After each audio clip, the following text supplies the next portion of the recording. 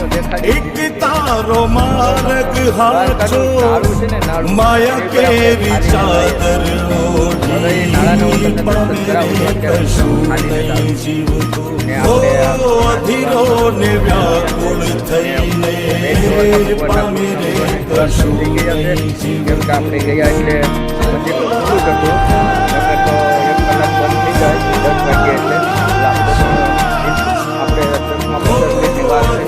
થઈ ગયા એટલે આપણે હવે બ્લોગમાં એમ જ કહો છો મિત્રો કે તમે સબસ્ક્રાઈબ કરી દો અને કમેન્ટ કરી દો અને આગળ વધારો મિત્રો.